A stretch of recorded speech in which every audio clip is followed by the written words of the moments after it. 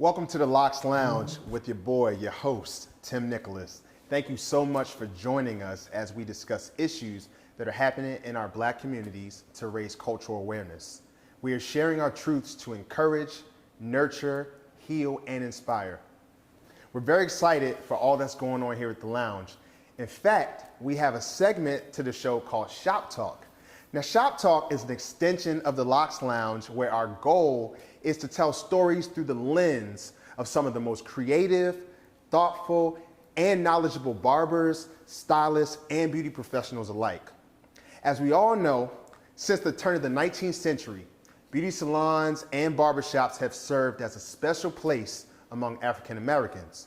They have been places not only to get haircuts or hair care services, but locations where Black people could be vulnerable and talk about issues of importance in the community. These were spaces where customers played games such as chess, cards, and dominoes while having conversations about local gossip, politics, and community affairs. So over the years, beauty salons and barbershops have come to provide a unique social function.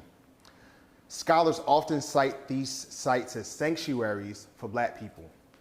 Many film adaptations of African American themes use these businesses to showcase Black culture in the United States.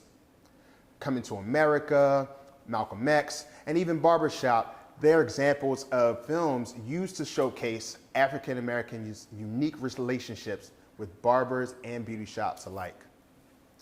So it's going to be an exciting show for you guys tonight. And what I want to do is I want to go ahead and just jump right in and introduce you to our guests. First of all, we have my boy, my homeboy, William Sharp Daltrey. He's a barber here in the Dallas-Fort Worth community.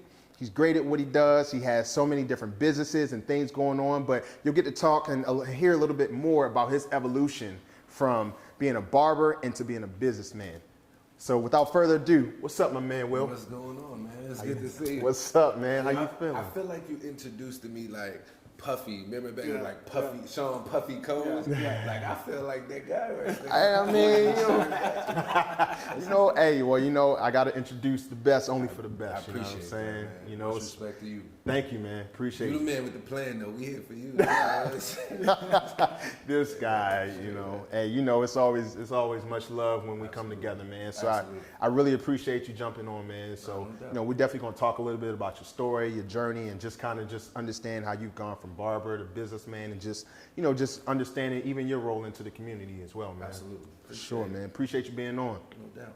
Last but not least, I got my brother, my best friend, my homeboy, my boy Trollon Hogan. What's up, my guy? What's up, my guy? What's up, my man? Yes, sir. How you doing, man? I'm good tonight, man. Oh, man, I'm glad. Join the vibe. Join the vibe, right? The L.O.C. Hey, yes, sir.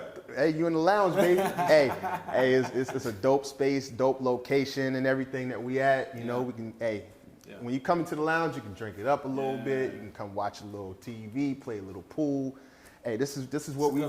It's a good vibe. It's a good vibe, man. A good vibe. Well, I appreciate you being in, man. Absolutely. Trollon he's not only my best friend, but he is a great guy, man. He's a husband. He's a father. And on this side, you get an idea of not only a barber's perspective, but then you'll also be able to get a client's perspective as well. So Will has actually cut both myself and he's also cut Trollon. So he gets a little bit of experience. My man is over here cutting, so he out here getting money. So so we both have been able to enjoy his services, man. So once again, man, I appreciate both of y'all being on. Absolutely. I want to introduce you guys to my guest. I want to introduce you first to my brother, Will Sharp Daltrey. What's up, man? What's going on, boss? How you doing, man? I'm doing good. Thanks for coming on to the show. Hey, man, with you being a barber, man, tell me a little bit about yourself. Well, as a barber, it's a creative field, so that's kind of where I got my start. So I started as a poet, and actually right here in Dallas is where I got my thing. I did my thing, traveled the country, did poetry, published a book. But then I wanted to, inside I'm a family man, so I wanted to start a family, got a corporate job, it just wasn't working. So eventually I wound up quitting and got back into the creative world, which was the barber world. And that just helped me I went in the barber world to get involved in business and to be creative. Right. And then it just transitioned to what we do now. So You know what I mean? I run a financial company now. I run a rental company right now. And I literally, reality, 2 weeks ago, I retired from being a barber. Oh man! But I still cut hair though. Like, y'all hear that? Some private stuff. Like, Y'all hear that? You No, wait a know, minute. hit me up. Hold up. Y'all hear that? My man retired. How old are you, bro? 36. I just turned 36.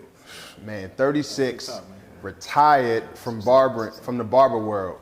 Man, that's big talk, man. Congratulations, man. Congratulations, man. Well, man, shout out to you for even being able to get to that place of financial freedom to retire, man. You know, and you talked about being a barber, but you use it as a platform for your business. Yeah. So kind of just talk a little bit about that process, because, you know, you have other barbers who are coming up in this game, even, you know, beauty professionals, all type of beauty professionals coming up in this game. Yeah. What are some obstacles that you faced? Yeah. What are some things that, you know, you could really tell somebody that's coming up in this game? Well, the main thing as it pertains to being a barber that I learned was two important things that I needed in business. And that was, number one, dealing with the community, like dealing with the people in a respectful, loving, kind, you know, way. You know what I'm saying? I think there's even been times with you that I probably like dropped the ball or something and you had to check me like, or some, yo, bro. I like, did have to check him once. You know what I'm saying? Like, boom, boom. And you know what? Listen, this the thing. This is what made me successful as a businessman. I never was like, well, you know what? You could have. I always took that to the heart. I took that to the chest, basically. And it was like, okay, I could do better in that. Yo, you know what? I feel it. You feel me? You right. And boom, boom, boom. So understanding that as it pertains to people and being of service to people really helped me as business, because you cannot thrive in business until you are a service to the people. You feel me? That's you know real. what I'm saying? So number one, that helped me. Number two, helped just as a barber, you really are the head of, you're the CEO. You know what I'm saying? You really don't answer to no one else but your clients. Therefore, that really put me in a position and positioned me to be a good businessman, to transition to where I was at. So I thank the community. I thank friends like you to like kind of like usher me into like being the business serial entrepreneur that I am now. Man, that's dope, man. That's dope, man. And that's much love to you, man, because and the times that I done got on this guy, right? Yeah. The only reason why I would get on him is because I already saw that tenacity that he had. Always saw like his grind. So if I got on you, it was always to make you better, man. So you and I'm telling you, I just seen this guy grow leaps and bounds. Leaps and bounds. So you've been doing your thing, man. So I appreciate it. shout out to you, man. Big time. Last but not least, I got my boy Trollon Hogan. What's up, man? What's up, baby? Thanks for joining, man. Hey, man. Thanks for having me. Absolutely. So one thing that I wanted to do was I wanted to at least have a barber bring his perspective like Will has brought and he continues to bring. And then we have Trollon, who is a client. So you can hear like two different sides of the coin. So Trollon, let me just ask you, when you go into the barbershop, what's that feel for you? What do you feel when you walk into the barbershop, just being a client, going to sharp, going to your barber? What's the feeling that you feel when you walk in? What type of ambiance you get? It's different, man. Wherever I go, it's different. And like he said, it's the businessman, right? How does the businessman market himself? How does he get out to the public? What is he doing? Those things, I pay attention. I love professionalism. If you have professionalism, you got me. Whatever your professionalism look like, you got me, because I know that you are studying your craft, you're paying attention to detail, and you're doing the things that matter, right? So I love professionalism. And so when I go to Sharp, he has professionalism. Literally. I don't know if that's why he got the nickname Sharp, but when you leave, man, you feel like a new man. You know what I'm saying? You feel like a different person. And so that's what I look for when I go to a barber. Do I feel like a new man when I walk out of there? You know what I'm saying? Like, we let all this grow in on us, man. It's probably got worry in it, stress in it, frustration in it. Yeah. And your barber takes his time on it and train your hair, put your hair the way it needs to be. What's the ambience? What's the vibe inside of the shop? What are they talking about? I heard him talk about his credit business before he even had it booming.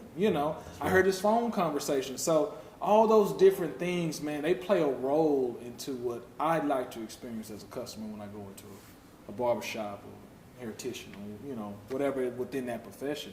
Like I said, they part of the community. They supposed to be part of the community. I'm supposed to feel like I'm being serviced in the community, right? Yeah. And so I like a lot of the things you played on, because that's exactly what I look for when I go anywhere. Even if I go to a restaurant, I done told you many times. I done called this man many times, bro.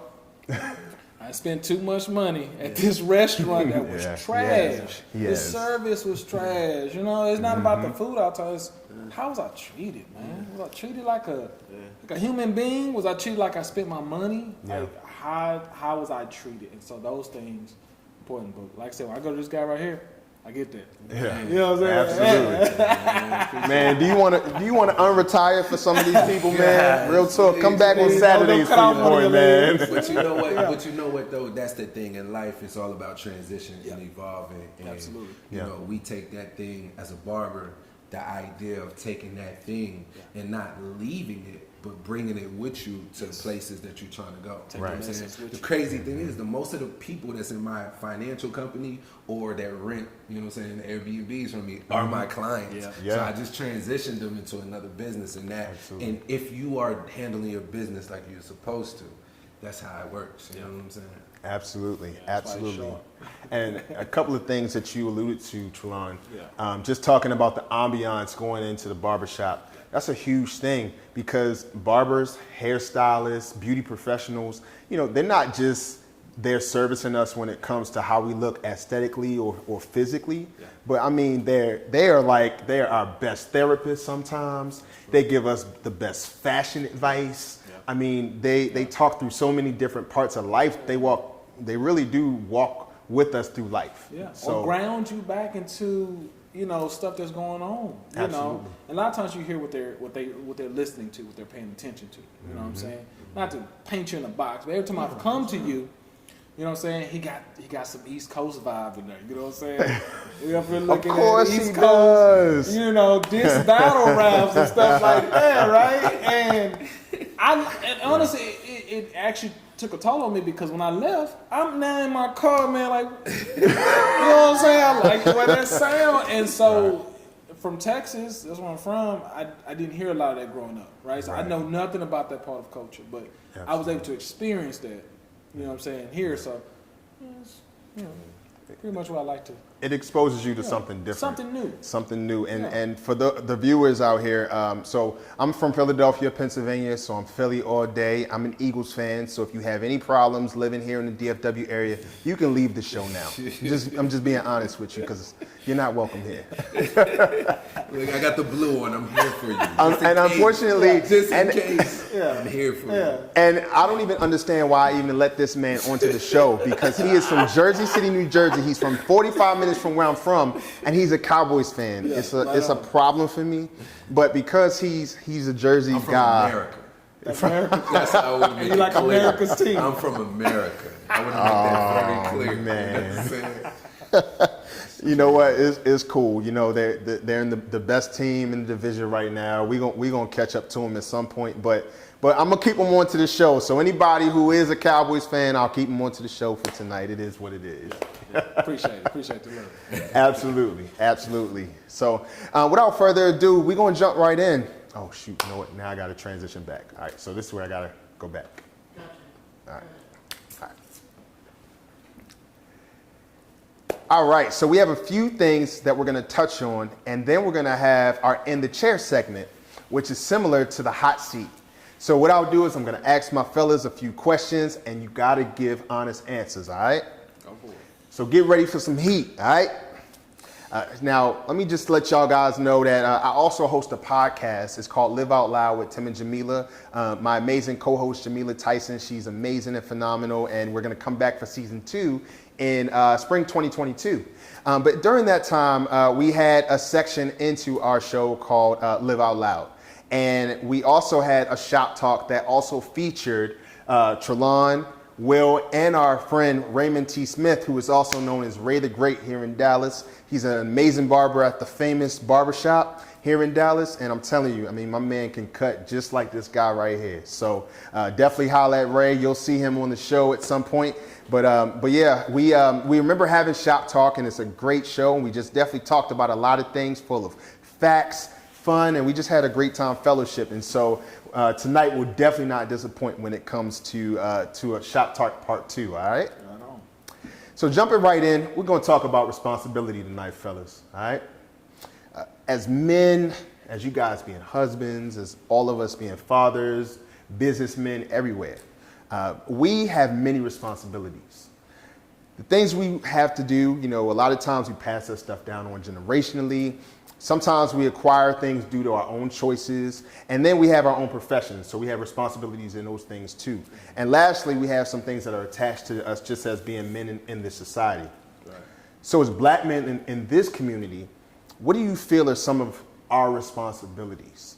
I would say for me, just off the top of my head, some of our responsibilities as black men are, you know, protecting our black women, protecting our wives, our daughters. Also, just being able to show our black boys and young men the way. You know, some of the things that we didn't get an opportunity to learn until we became adults and of age, right? So those are some of the things that I can think of. What about you guys? I'm going to go ahead and start with you, Will. Man, thinking about what you said, like, I think it really all boils down to leadership, right? Like, so as a black man, I feel like that's important for me to hone my skills in being a leader, right? Because as a husband, I have to lead my wife. Like, I mean, I gotta tell her what to do. I just gotta lead her to even whatever she wants to do. Like, if she wants to achieve this, like, I have to help lead her to success in that situation, right? Right. Because we know how women, sometimes they fearful, they may be afraid. My wife has the most genius ideas. And then she be like, yeah. So like, look, you got it. Look, okay, look, let's put this. Right. So leadership, even as it pertains to the children or young men in the community, you know what I'm saying? Being a leader as it pertains to being to work on time. Yeah. You know what I'm saying? Being there to be respectful to them. You know what I'm saying? Controlling your, you know what I'm saying?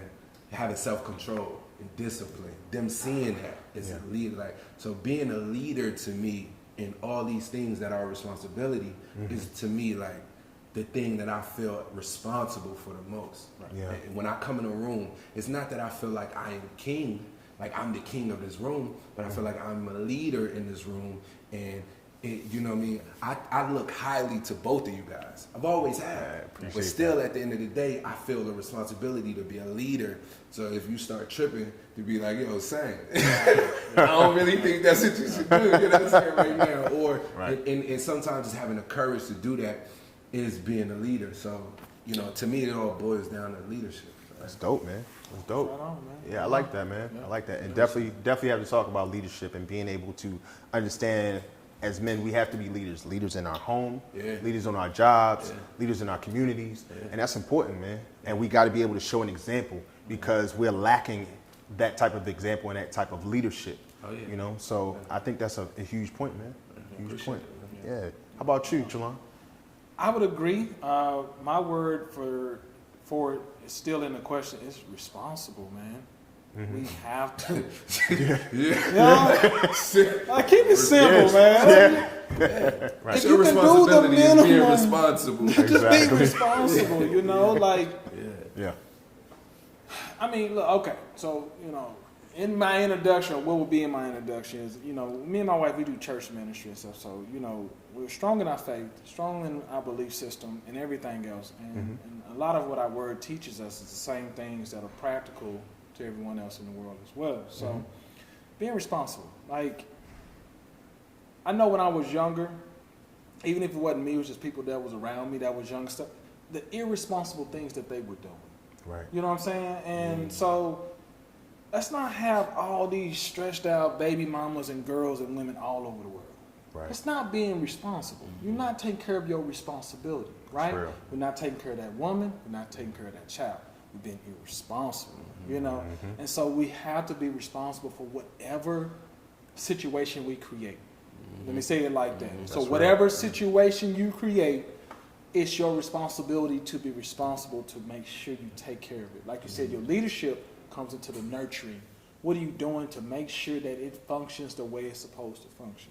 And I think the last time I spoke is, you know, how do you make your seed better? How do you make your generation, your line, your job better than what your parents did? You know what I'm saying? Are we redoing the same things our mom and dads did, right? Or are we trying to take it a step further? We're taking the good that we know that they did and then taking that and adding hours onto it and making our kids better so they're not going through the same struggles we're going through. Your kids probably never have to go into a barbershop again to go work. You know what I'm saying? Because what they saw their daddy do. Their daddy used it as a vessel to get him to the next level. It is nothing against barbers. But there are some people out there, you know what I'm saying, they cutting Jay-Z hair. You know what I'm saying? Like, these boys, they on a retainer, right? So it's nothing wrong with that. It's just, but what are they using? What tools are you using to make yourself better? And so we have to be responsible. If we're not being responsible, we got a lot of stuff going on everywhere. We got drama over here, over there. Absolutely. If we're being responsible, we don't have all that stuff going on. That's true. That's my word for what we will use. Ladies and gentlemen, he kept it very simple. We turn responsibility to being responsible. So it doesn't get much simpler than that. But it's very true though, man. It's true. You know, we have to be responsible, and just being responsible as far as just being a leader, showing the example, being responsible just in our day-to-day responsibilities and tasks. Absolutely. That's being responsible. Having self-control, that's being responsible. And we as men, sometimes having self-control is a hard thing to do. Let's keep it 100. Absolutely. You know, but when we have other people that are following us and that are looking at us, we have to show leadership and we have to be responsible. You know, so I agree. Those are great points, man. So definitely appreciate that. Well, let me ask y'all a question though. What are some responsibilities that y'all take pride in? I can go because I got one on the top of my head. A man must work. Okay, I'm gonna say that a man must work. Men don't work. Men don't work. I hear men that don't work. No, hold on. Let me ask you a question though. What's up? Can I take a break from work? Can I like? No, man. Ain't no thing about it. Man must work. I don't care how you do it. If you can make some residual income, so you don't have to work every day, that's your business. So I can't take like a 3-week vacation, bro. Man, unless you hit the lotto or some money dropped in your mouth. A man must work. Listen, I think of a time in our relationship, right, with my wife, right? We've been married 14, almost 15 years. And at some point, she was making more money than I was, right? That didn't take away from my responsibility. Guess what I took care of? The house note, the rent. It was guaranteed. I don't care if I didn't pay another bill in the house. That was one bill I made sure we took care of because I knew that if the water was turned off, the lights was turned off, guess what? They would have a place to lay their heads down. That's right. You know what I'm saying? So she could make $10,000 more than I could. I'm going to provide as a man. If you don't do it, you're going against the grain. You're going against who you are. That's your responsibility. Work. W-O-R-K. I know a lot of dudes find a reason not to work. You gotta work, man. What's some reasons that they don't work? Laziness. It's a big one. It's a real big one. Probably the biggest one. The lack of responsibility. You ain't being responsible. You don't see it as a responsible thing. You know, I mean, you at home all day, and I mean, if you got a good woman that's working and stuff like that, or if she's not working, y'all going through it. You can't deny that. Y'all going through it. She gonna be resenting you when she come home, right? Or y'all ain't got nothing. Then she still resenting you. And let a baller come through. You may lose it. I'm just saying, it's these are the things that happen when you don't work. It's real. So, work. That's what we gotta do as men. You hear that, men? We gotta work. We can't take no vacations. We can't take no PTO according to Trollon. So I feel bad because I'm gonna be honest with the viewers. I have taken 3 weeks off from work. No, you So No, No, you he didn't. didn't. No, you didn't. He was Stop like, lying. guarantee He was you right. was doing some He work was right. in there 3 weeks. Yeah, you probably wasn't. House note at paid the- up. Yeah. Bank account looking right. You had some work on it. I ain't say you had to work every day. Long as you working though. Right. You know what I'm saying? So Yeah. you was working, bro. I wouldn't say that. Bro. oh yeah. No, and Different type of work. different type of work, Yeah. absolutely. And people who know me know that honestly, I don't sleep. I mean, I'm always working in some way, shape, or form, and I do believe that that is a core value as a man, that we need to work, we need to provide for our families, we need to just be able to really have that core fundamental value, and that's a biblical value. If a man doesn't work, he don't eat. That boy starved. So Like a you man need to with no be faith. you need to be working, fellas. So. And plus we're gonna have a great discussion on different things throughout the show. We're gonna talk all things about men, women, growth, mental health. We're gonna talk about love and relationships, all things marriage, talking about co-parenting or parenting during a pandemic. We're gonna talk about so many different topics. But one of the things as a man, we are definitely gonna touch on a lot of different men issues. And I think that's really going to help and shape our community so that we can continue to progress day in and day out, for sure. So that's definitely a good word, man. Definitely a good word. How about you, man? Man, this might be controversial, but for We me, love controversial on the L.O.C.S Lounge. I mean, and for those of you who don't know, the L.O.C.S Lounge stands for Living to Overcome Cultural Stereotypes. So we are really focusing on living to overcome all those different, cultural struggles, diversity struggles. We talk through all of those things from all communities. So any controversial topic, we're gonna talk through it. So don't feel afraid to talk through some controversial stuff, man. What's going on? well, I feel responsible as a man to marry a black woman. That's what I feel responsible for. Like, I feel like it's my responsibility to see, this is the thing. We've been so eradicated. We've been so, like, the black man has all his problems. The black woman has all her problems. And a lot of times, we can find that a reason to be outside of our own culture and to, like, let's be clear. Marriage is a institution. It's something that builds up not just the family but the community, right? So if we talking about building the culture, building black communities, for me as a black man, I understand black women have a lot of challenges and things that we hear in America. Like, there's a lot of things that's been programmed in us. There's a lot of systems in place for us to be like in a real bad situation. Now that don't mean we can't overcome them, as we see right here in these three black men right here has overcome a lot of these things. For sure. But these things are there, and for that reason, like, I feel like as a black man, it's my responsibility to marry, to build, to be with a black woman, so that we can continue to make our culture, our community stronger. For sure. No knock against a black man who dates a white woman or a Mexican woman or whatever. It's just something inside of me that feels responsible to deal with, to be with, build with a black woman. And I don't feel like that's optional for me. For sure. You know what I'm saying? So when we talk about responsibility, I feel like, and like I said, it's not nothing against anybody else. It's just me. I feel responsible. I feel like we connected. Like, yeah, you got your issues, I got my issues.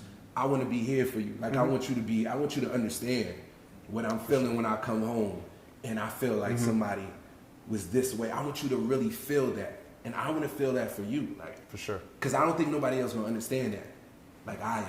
Like, for you. Like, when you come home and you like, I feel like I'm, you know what I'm saying? Or I don't feel like nobody could feel that and build you up and help you to feel powerful in who you are more than me. You know what I'm saying? A black man, so. So let me ask you this, because, and I'm just playing devil's advocate. Yeah. So what you're first saying is that you're pro-choice. So you wouldn't be against, other races marrying other races. You're just saying more so for your preference, you wouldn't step outside of your race as far as dating or marrying.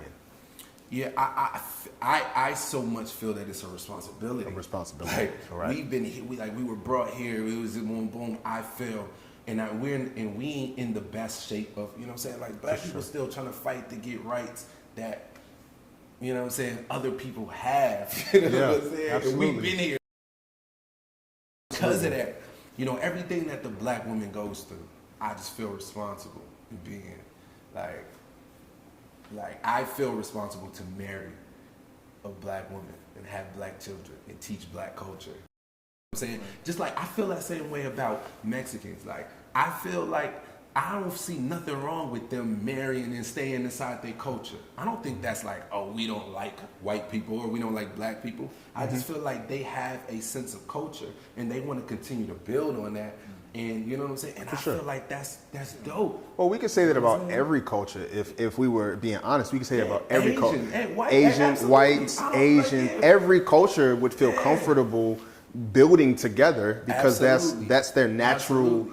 You know, that's who they're naturally connected to. In right? Western society, we kind of have this like them against them against them against them, but I don't think that's like, you know, like if English is my language and I feel comfortable speaking English or want a woman to marry a woman that speaks English because that language touches my heart more than me trying to understand Japanese and got to put it through a filter before it even touches me, then that makes sense to me. You know what I'm saying? There's nothing wrong with that. You feel me? So that's how I look at it. You know what I mean? And I not only just look at it like understand that from a intellectual standpoint, but I feel like compelled, like responsible to be with a black woman. You know what I'm saying? Absolutely. What do you think about that comment? I don't know. I'm indifferent. It's not to put my wife to shame. In the past, I've had interracial relationships. And for me, it was more about the person itself that I was more concerned about being with. I could care less how you look. It's just more about who are you, what you believe in, what your thoughts and your faith in, right? Because, and I love what you're saying. I get what you're saying. You know, I'm not deviating from that. But what I'm saying is, for me personally, my preference is you love who you love. You know what I'm saying? If somebody, you know, say you searched, you know, every African American chick in the Western society, right? And none of them paired right with you. Do you deny yourself happiness to fit a mold?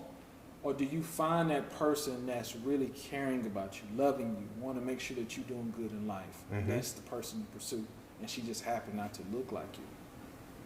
I don't know. I think you go with kind of like that 80-20 rule. You know what I'm saying? She may not have these other hardcore things I know I'm going to deal with, but at the same time, she got everything else that I really love about her. So it just depends on the individual for me. Yeah. That matters, you know? Yeah, I feel that. It's just. But then at the same time, I've been on the side where it was that, and I had all eyes on me, and it oftentimes can put you in an uncomfortable situation that you wasn't looking for. Whether when you are with someone that looks more like you, it's easier just to go anywhere because no one's paying you no attention. So at the same time, you just got to kind of figure out what kind of battle you're willing to fight with that person. That's real. You know what I'm saying? Because you can marry a sister. She's just dumb. Yeah, that's just right. Yeah. You know what I'm saying? Look, by no means necessary. You know what I'm saying? Like, yo, if she's black, then she's I'm just saying, you know. Because I'm just saying, like even when you think about the Romeo and Juliet situation, right? That's our story. I don't know what color they was, but we seen them as white. But it wasn't about their color. It was about their upbringing, their culture, who they were a part of.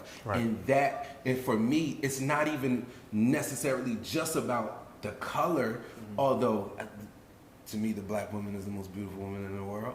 I just think that culturally, that's important to me. Like I need to know you feel what I'm saying when I say, yo, I feel like I was discriminated against. I can't stomach you being like, I think you taking it too far.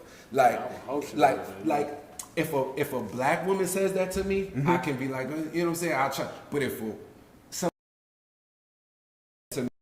I don't think it's an individual thing. I think it's a cultural thing. And now I feel uncomfortable, and I don't want that. You know what I'm saying? Me personally. Absolutely. Like, love is about being, like, we want to love a woman so she's comfortable when she wake up. She know that I'm here, that you're provided for, you're taken care of, that, and we want to provide her that comfort. Yeah. As a man, the comfort that lies with me is like that you get me, you understand. Even when I'm angry, you understand what's behind that anger. You don't look at it like, you know what I'm saying? Like, For sure.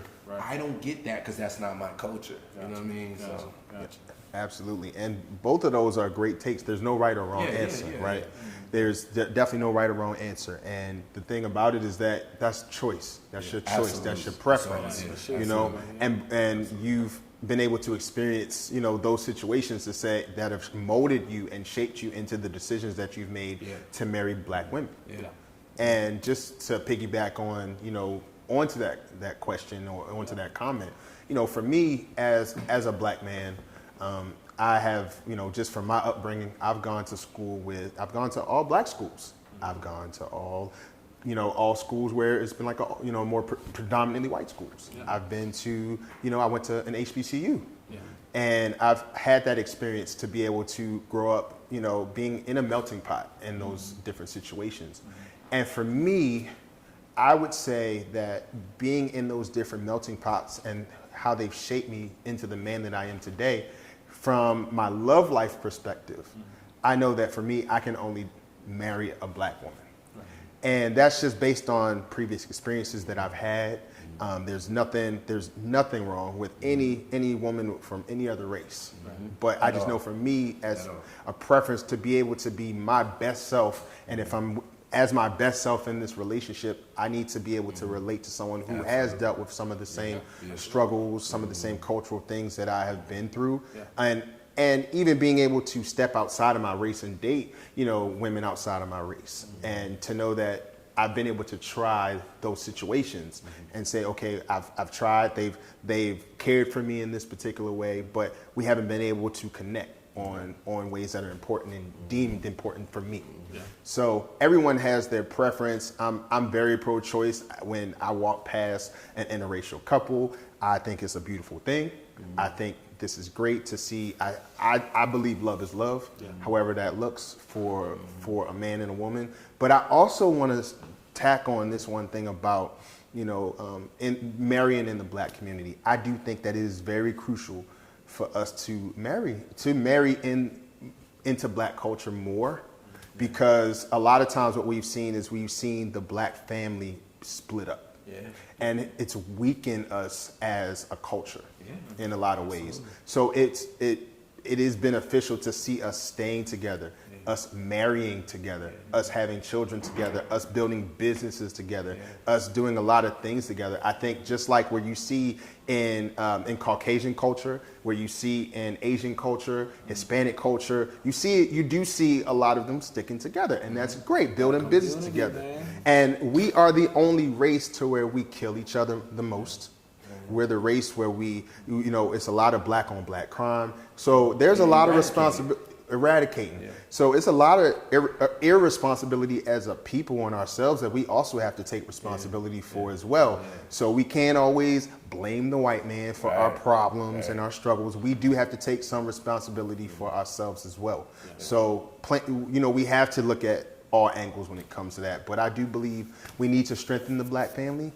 And by doing that, we marry, we have children together, all those types of things, you know. So I get the being pro-choice. I'm very pro-choice, but nothing against nobody else. Absolutely. I was with a black woman I was in a relationship with a black woman who just wasn't from the same culture as me. She was born with her mother and father.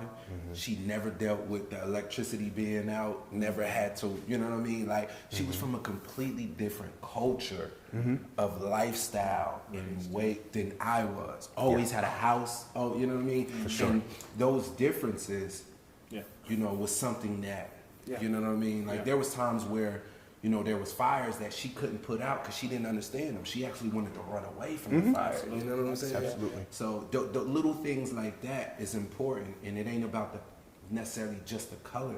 It's about the culture. You know what I'm saying? Absolutely. So, Absolutely. It's definitely important. All right, so I got one more question for you guys when it comes to responsibility. What are some of the responsibilities that you feel are placed on us as men that may or may not be our responsibility? That's a good one. I think being everything to everybody. That's a hard one. Like wearing you can't multiple be hats. everywhere at one time, you know.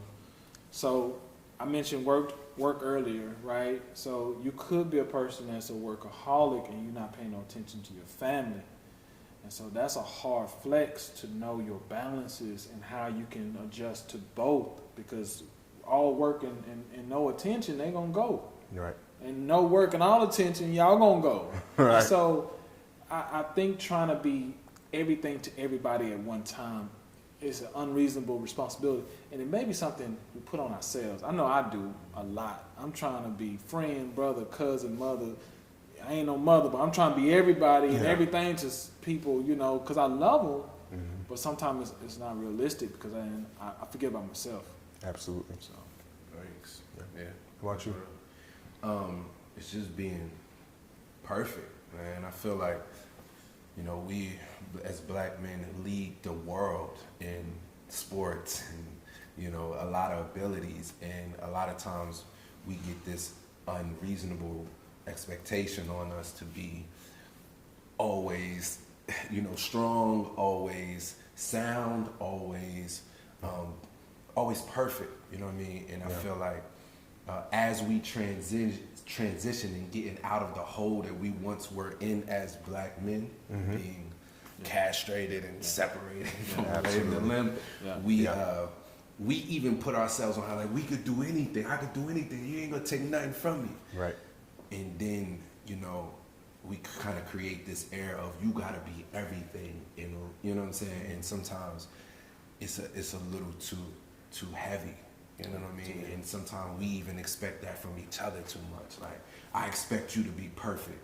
Absolutely. I expect you to be always, you know what I mean? And there's not that space of failure sometimes. I don't want to, like, like when a black person goes in a hotel, we like, yo, I gotta keep it, I gotta clean it, or they're gonna think I'm lazy or dirty. You know what I'm saying? Like, we got that expectation to be perfect more than other people. So that's a responsibility, I feel like, be dumped on us as black men, right? To be perfect, basically. For sure. That I don't think nobody could carry. Absolutely. I'm gonna take a little bit from each of you, being everything, but also, I would say for me, being emotionally available all the time. Being emotionally available to everybody in your circle. So, like you say, being everything to everybody, but in that, always expecting to be emotionally available for our spouses, our wives, our girlfriends, or our significant others.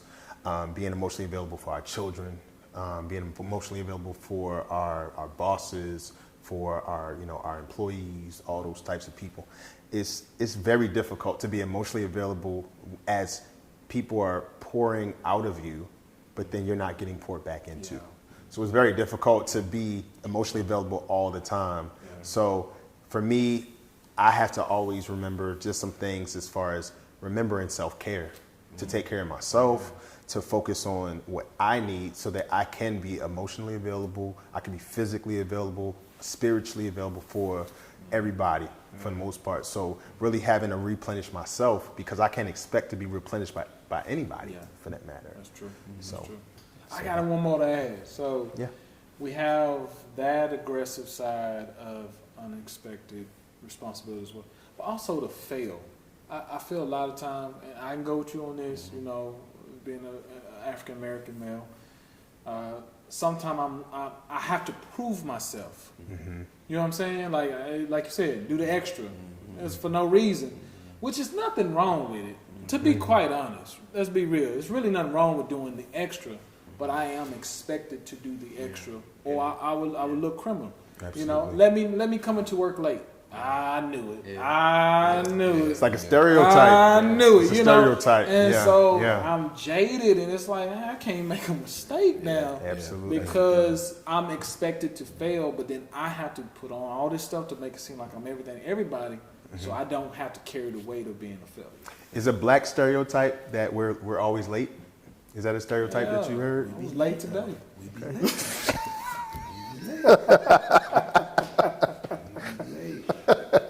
This guy. The The stereotype was true today. My fault, was but I'm just totally saying. true today. We have to say it was true today, ladies and gentlemen. But We no. don't even show up. They should be late. Right. He's not even coming. This is his party. Like, what we doing? Right. That's real, man. That's real. Yeah, I appreciate that, man. I appreciate us just talking through responsibility because we do have a lot of responsibility as men, especially black men, for sure. So another topic I want to talk through briefly is something that happened today, actually, that we've been hearing about. Yeah. So there's been this situation going on Instagram talking about the Danny Lee, the baby situation, and just for you guys who might have not heard about it, what's been happening is that according to the Shade Room, there was a situation to where Danny Lee was asked by the baby to be removed, to leave his home with their 3-month-old daughter. Danny explains that they've been living together since the birth of their daughter, and she alleges that things got to a pretty serious point, earlier this morning after she took a Plan B pill that kind of just sent him into overdrive. So they went up a notch when she, kind of said that the police were called, and she emotionally spoke out on her Instagram Live and said that she was done with their relationship. So it was just a lot of mess. And then he comes on to Instagram and he's kind of sharing his side of the story, and it really becomes just a huge mess. Then fast forward later on in the day, as he's on Instagram, after asking her to leave, Danny Lee was still at his house. She comes in on the Instagram Live, and it just was one big mess, So, I would just start off by saying I think the situation is extremely messy. Yeah. I think that for starters, the baby should not be asking his girlfriend / the mother of his 3-month-old daughter to be removed out of the house, or to even ask her on Instagram Live. I think it's just pretty distasteful as a man. We're not protecting our black women in that particular situation. So as a man, I'm disappointed in his actions more so than anything. I feel bad for Danny Lee. I feel bad for the child, but I feel bad that you have a 29-year-old man and then you have a 26-year-old woman, and they're just really trying to save face, in my opinion, trying to save face on who was wrong. But where's the conversation where it comes to about the best interest of the child? No one's talking about that. All we're talking about is he was wrong, or she was wrong, or she shouldn't have tried to take a Plan B pill, or he shouldn't be trying to kick me out of the house, and we're talking about all of these things. So what are your thoughts on that? Go for it. It's so crazy. I feel like I'm about to contradict myself. Like I say, the black man should be that responsibility is unfair, but at the same time, I agree with you. At the end of the day, I seen some of the videos, and the crazy thing is this is the weird part of it. The baby seemed really controlled and had a lot of self-control in the situation as it pertains. Like he wasn't going off, and he even was trying to make it clear that, hey, as a father, I take those things serious. But at the end of the day, the first live I saw was you on it. Right. And you were on it, and you were, Now I understand this is how you are able to take care of your family, the people, right? Mm-hmm. That's how you made your living, to take care of them. But at the same time, you brought this to the public. You are calling this black woman crazy, cuckoo. And she's behind you, and she really not acting crazy. She almost seems miscontrolled as you. You know what I'm saying? So right. This be the slick stuff that happened in our community, whereas black men, we don't hold them accountable. And when I say accountability, I'm not saying shame on you, the baby. Like you know what I mean? You're doing a lot of decent and good things as a black man. Mm-hmm. But this situation that you are involved in right now, you are in control. you had to hit record. You had to hit live. You had to say, this is the situation. You know what I'm saying? Right. Don't make it seem like you needed to come to the people in order to get some civility. Like, yo, I had to call the police on the black women before in my crib. That I was like, yo, you need to get out because you being disrespectful. Right. I ain't going nowhere. A word. Bet. Because if I'm cutting 911 and I remove you, then then I'm the bad guy, right? So For sure. I've been there before, but to put it on live and to be like, and inviting people on actually how unstable you kind of are as a black man. Nobody needed to know about that. You know what I'm saying? Yeah. So at the end of the day, we gotta put that responsibility on that man. You know what I'm saying? Like the back of like, yo, as a black man, I know the power we have. You know what I'm saying? Actually, I seen where they had going through it, and he had brought her back to the crib or something like that. Yeah. So whatever y'all going through right now, if you just, hey, listen, look, we don't even, you know what I'm saying? Boom, boom, boom. Yeah. We would have had her calm, collective, you know what I'm saying? Whatever. Yeah. So the fact that it's an issue, you know what I mean? You gotta hold that. You know what I mean? Yeah. That's how I look at it. Absolutely. No, I would agree with that, but I also would say, man, man, sometimes we got to put it on the sisters too. You could see a situation a mile away. You just choose to ignore it.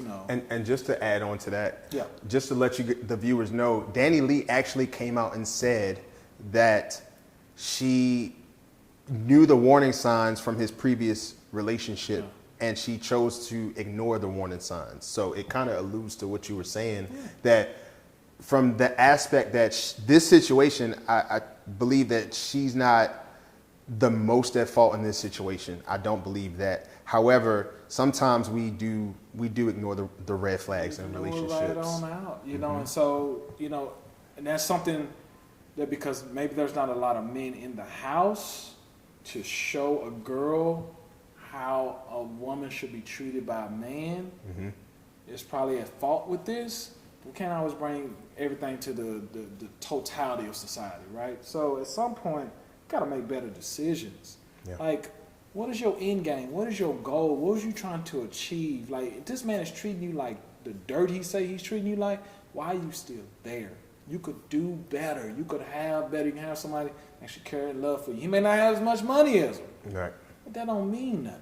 But is he taking care of you? So at some point, man, our women have to just do better. Like, maybe it's not for you to change that man into who you want him to be. Maybe it's the next woman's job.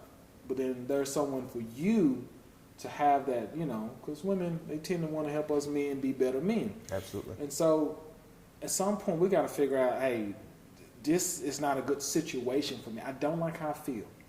I'm not going to keep up the charade. I'm not going to keep up the act. I'm not going to keep up how things going and appearances when this is just not how it is. Right. So it's blame both ways. But I would say also, stop telling your business. Like, Absolutely. keep your stuff in-house.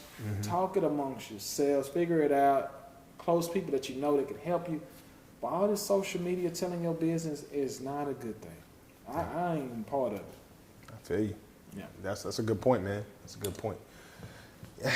All right. So we're gonna dive into In the Chair, fellas. What you got? All right. So like I said earlier in the segment, In the Chair is more so a hot seat where we're gonna ask some of the controversial topics and talk through some questions that we really need to kind of talk through. So without further ado, let me go ahead and get started with you guys. All right. So what's worse? In your opinion, what's worse? An emotional affair or a sexual affair? Emotional affair. Sexual. You got to sexual, you got too far down the road. It's beyond emotional. That person's out, they gone. And you get sexual, is out of there. Sexual is the worst for me. Sexual's worse for you? Yeah. I say emotional because she don't even have to have sex with that man. If she emotionally attached, she's so detached from you, she can't give you nothing. Like, if she at least did it, she can get over it. Y'all can, you know what I'm saying, you go through counseling. But emotionally, like when a woman is like a crushing, like she will crush on you till she's 40. She has this idea of what life would be like. You know what I'm saying? A lot of times, you as a men, we've been in where we crushed on a chick, but then we actually got with her, and then we realized it wasn't even what we imagined, and that because able to like kind of like, oh, okay, I can get over it. But an emotional cheating, it penetrates through the flesh. Like it penetrates, and that is almost like. Do you feel like it's different between women and men? Like we can physically cheat, and it's just what it is. But like you said, for a woman to emotionally cheat, but I would say if she's emotionally cheating, she's giving a physical too. Not always. Not always. Not always. Some women, I don't think so. Some women, I say that to so this. I say that to this degree, right? Like, and not in a sense where it's like, man, some guy didn't compliment her every day for the last week. I'm talking about she, like you said, into this dude. She could see herself with him. She gone, man. It's easy because you're saying that from a man's perspective. I am. Because it's easier for a man to physically have that situation. Absolutely. It's hard for a woman to actually go through with the physical part because we are physical creatures. I give you that, yeah. Women are emotional creatures. Absolutely. It's easier for them to be emotionally. It's easier for us to be. We be physical and no emotion attached to it. Like, So y'all telling me, as men, your woman come in the house and she said, "I just like Johnny." I'm having a problem y'all with gonna it. be like, nah, no, I'm deeply wounded. I'm not gonna have a problem. I'm not gonna have a problem with her I'm deeply saying wounded. it. Or They if she both like, if devastated. you found out old buddy done tagged, you gonna be like, But first of all, let's take it a step back. Yeah. In most cases, Yeah. if Johnny tapped, it's because he got to her emotionally first. Yeah. He got through her to her emotionally first. In most cases, I'm agreeing with that. That's what I'm saying. That's the worst one because if it got that far, she gone. but you should have known by that point. In my opinion, We can women miss. We can miss. in most cases, women give us a lot of opportunities to get it right. And by that point, if we don't take heed and we don't pay attention, we don't study them, we don't understand them, we don't hear them. So you don't think you can recover from an emotional cheat over a sexual cheat? No. I can recover over an emotional cheat. Yo, listen. Because then I just have to do whatever I got to do to If get she it back got in line. emotional about him, I almost want her to do it so she can know exactly what it was. If she don't do it, that could be the worst. I'm telling you. I've crushed on women that I was never able to really actually be physical with, and that crush just lingered for years and years of the idea and what it could be like or what we would be like, and that's worse than the physical. You know what I'm saying? That can fizz out, though. I want to fizz out. The crush? Physically will fizz out, but emotionally is different. I just want to speak on for women on this point real quick because we as men like to think if we get sexually active, it's not emotional. But emotion is a feeling. So at the end of the day, if a man has sex with a woman, there's an emotional, whether it is levels to the emotion, right? Mm-hmm. But the feeling, if she gets you riled up enough to have sex with you, that is an emotional situation. It's just not as deep as it is with women. You know what I'm saying? So for sake of the listeners, because men like to always say physical, like there's no feeling involved. No, there is feeling. You know what I'm saying? You know what I mean? We might be more in control of that feeling and that emotion, but it is feeling. You know what I'm saying? Yeah. And guess what? Yeah. That actually leads into the next hot seat question. Why is it hard for men to forgive women if they step outside of a relationship? Why is it harder for a man to? Because I've heard men, in most cases, once their woman steps out physically, I'm out. I tell you why. Yeah. I tell you why. You got kids? Yeah. Right? If your kid go down the street to the store without asking you, you're going to be hot, right? Yeah. You might even whip him, give him a spanking to let him know don't ever go, you know what I'm saying? Okay. But if that kid go in someone else's house and in there, you know what I'm saying? Like in someone else's house inside, and he like, that's scary. You like, now you want to be even more, like he going outside to play, you know what I'm saying? That's one thing. He going inside.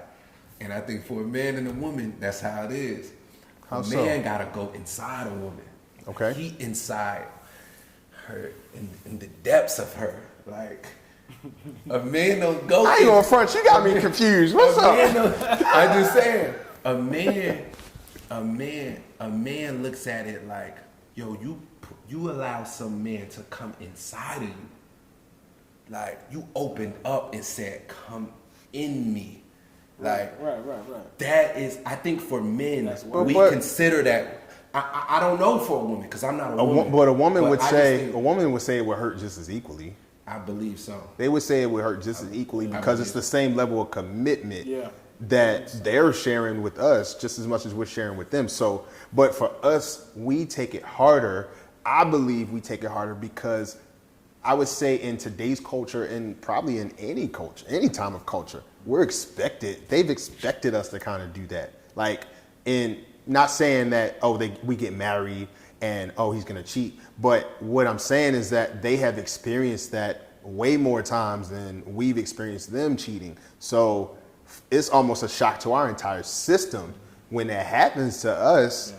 And we a lot of times, because let's keep it 100, they're more loyal than we are. They're naturally more loyal. So it hurts them all the same. It's just different. I just think the poison that goes inside of you kills you worse than the poison that goes on you. You know what I mean?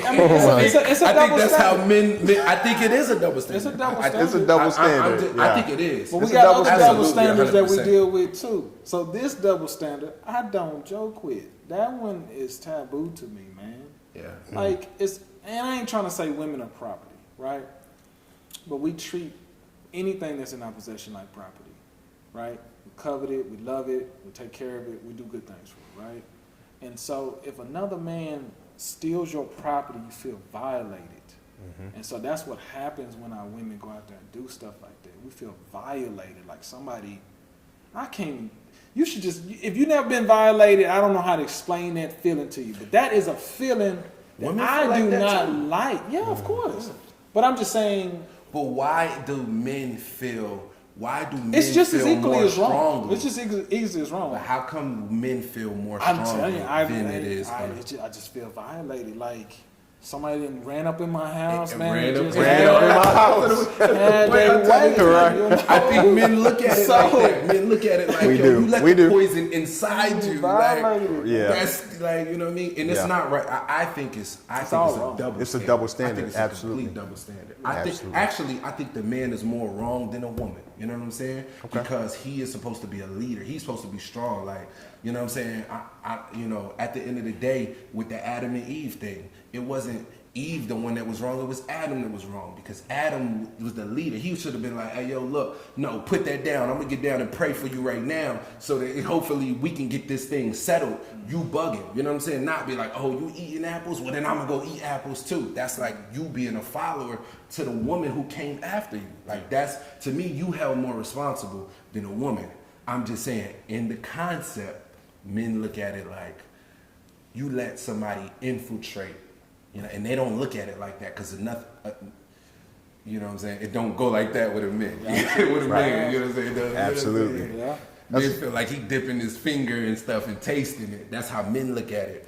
You know what I'm saying? Women look at it like, yo, you put your finger in my drink. Like, you know what I'm saying? It's a little different. Absolutely. Yeah. That's a good point, man. That's a definite good point on both of y'all. So shout out to that. Yeah. For real. Next question. Is it possible for a person to be in love with just one person? Absolutely. Actually, hold on. Let's cut that. I gotta ask that question again. Yeah, I was gonna say you asked it wrong. I did.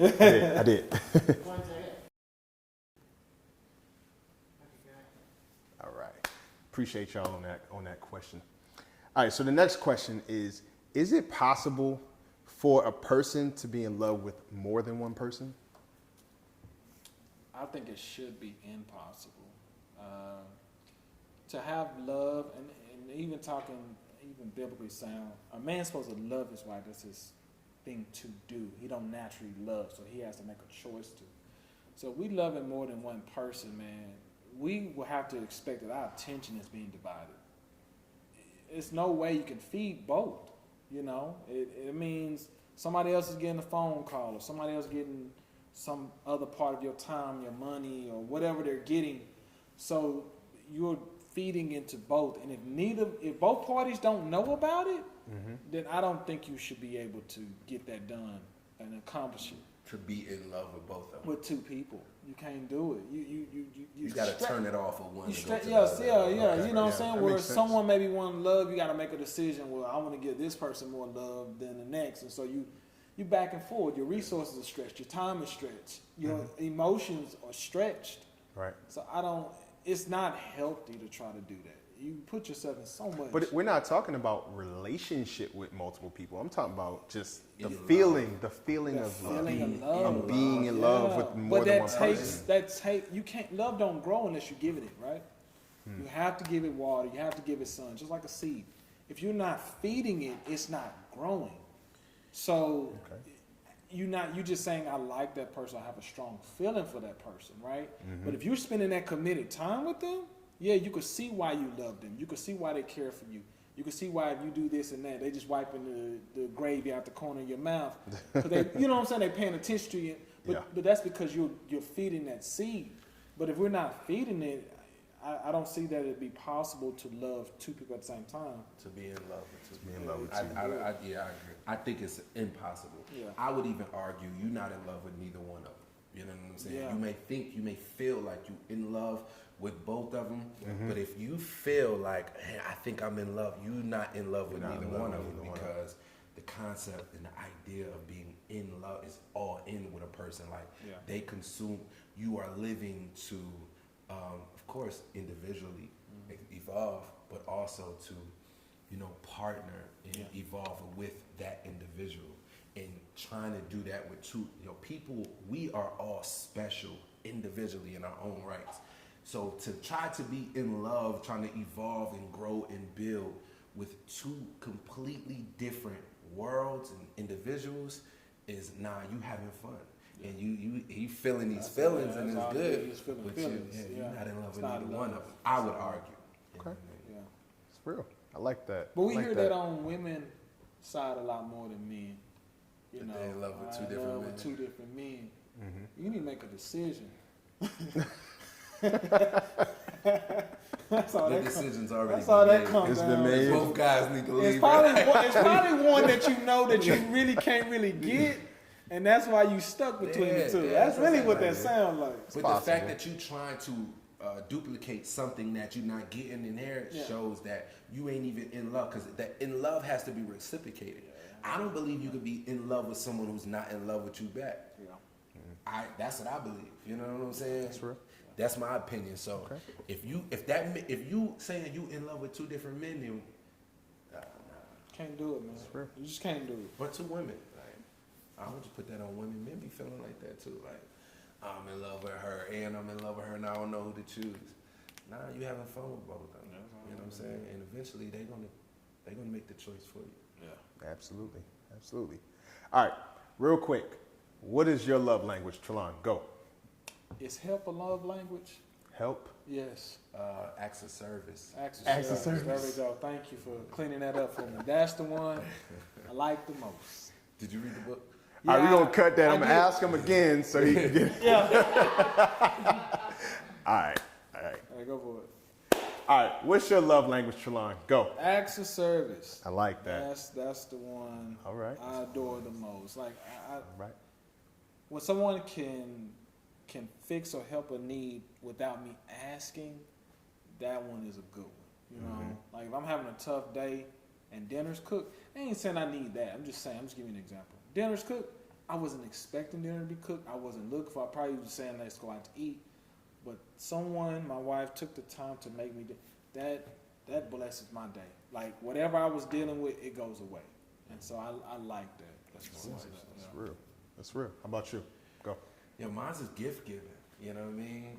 So gift giving is my number one love language. And a lot of times, just to clarify, a lot of times people see gift giving as like a material thing. You mean receiving gifts?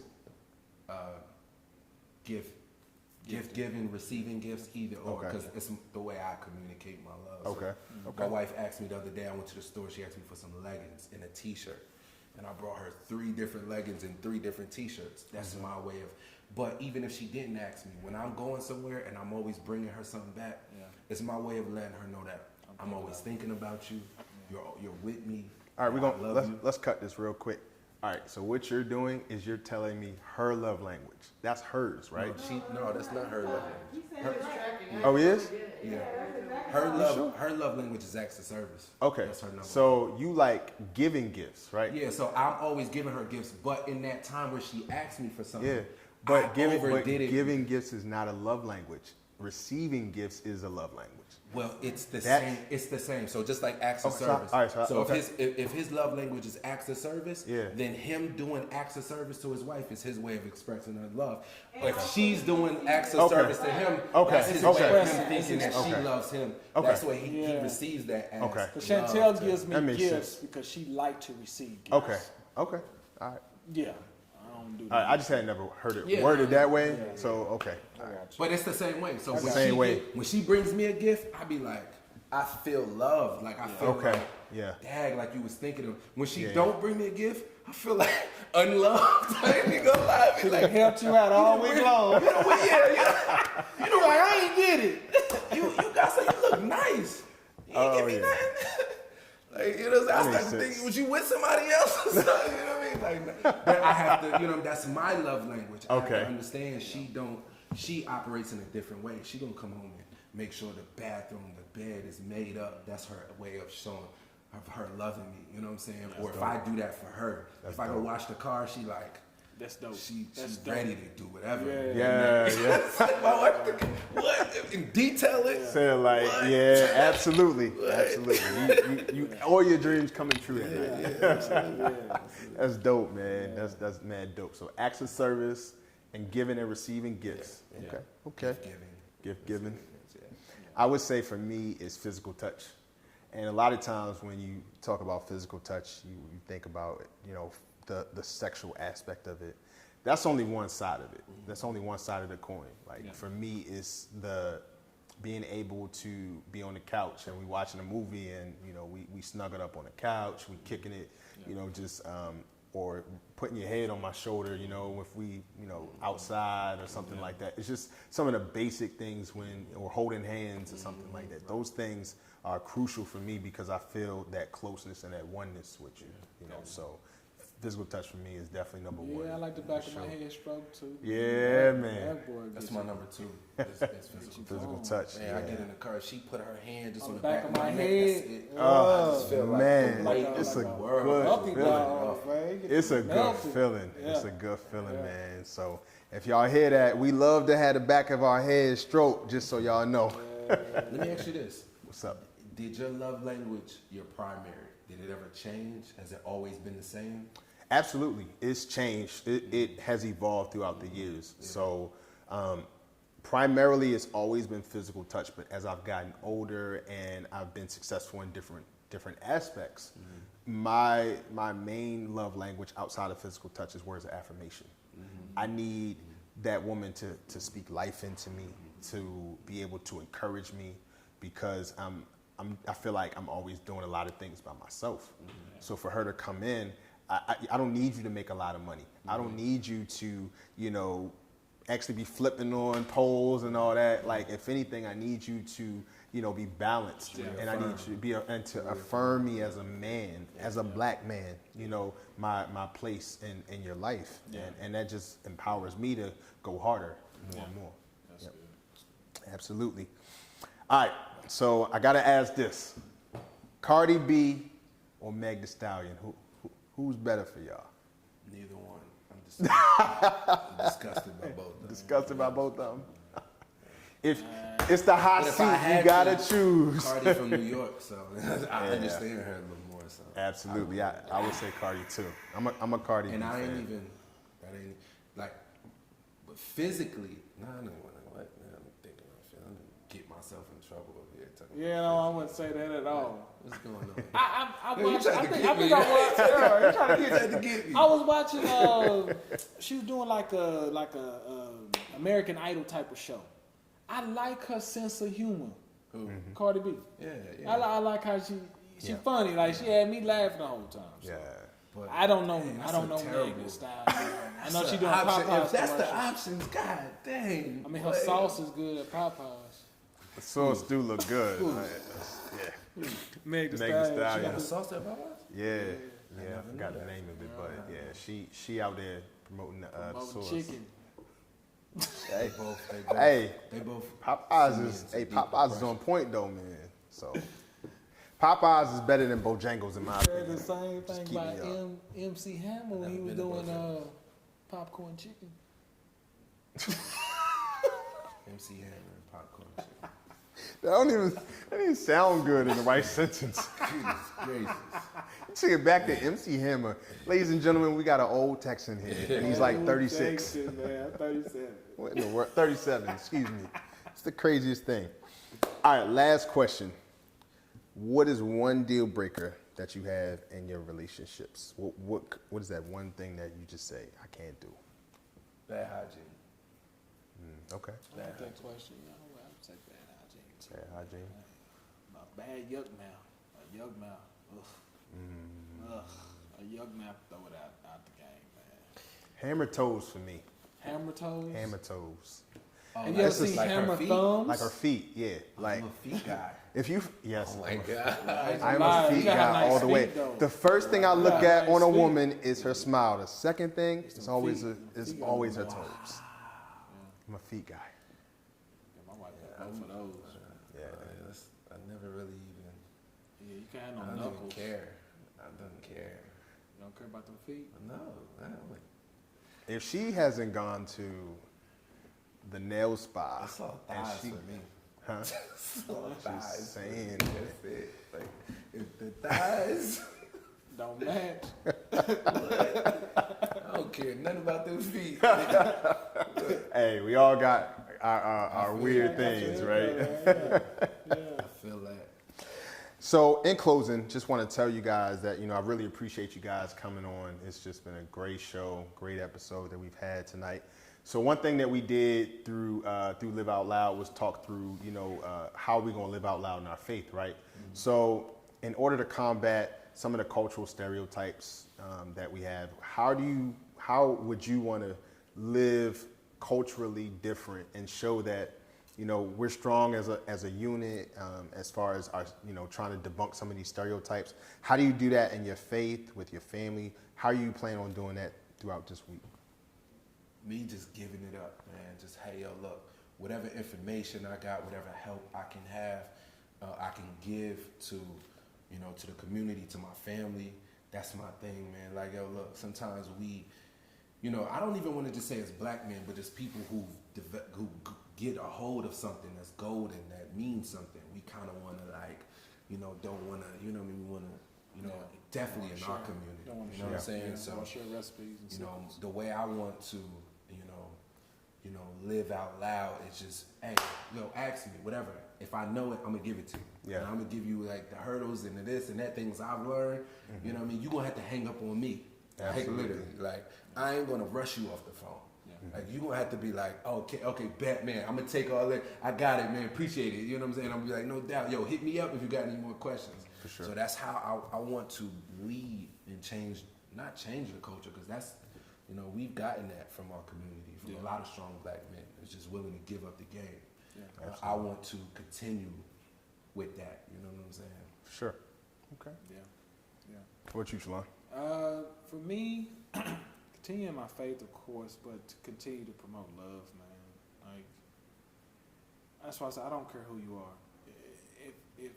If I discern it or sense it or know that I can give it, I'm going to put it out. You know what I'm saying? Even if that's a hello, how you doing, checking with you, asking you questions, interested in what you're talking about, and that's just displaying love, man. And so that's something I know that I keep in my family because I see it evident in my daughter. You know what I'm saying? Like, she at school, she come home and tell me about a issue going on, but then she also talks about how she's loving and caring. And so that lets me know that it's been displayed well, but just to continue to do that because that's just part of my identity. For sure. So, That's good, man. That's good. And I think those are great things that we have to carry into, debunking different stereotypes and also focusing on, our generations to come. you know. So Absolutely. it's good stuff. Definitely. Appreciate it. Yeah. Well, Yeah. well, I want to thank you guys for coming on tonight. Thank you, Trollon, for just coming on, just being the client into the shop. Yeah, you know, man. so it's Thank you. definitely been a dope time Yeah, with you, man. yeah, I appreciate yeah. you coming Appreciate in, that, man. brother. I Yes, appreciate sir. it. Yes, sir. Yes, sir. And last but not least, Will, I appreciate you coming on, man. It's my guy. It's my boy, man. These are my guys, man. So thank you guys for coming on and just making this just a great time here in the lounge. So we'll be seeing you soon. Thank you again for visiting the L.O.C.S Lounge. I'm your boy, Tim Nicholas. We're at the L.O.C S Lounge. We are living to overcome cultural stereotypes. Be blessed. Have a good night.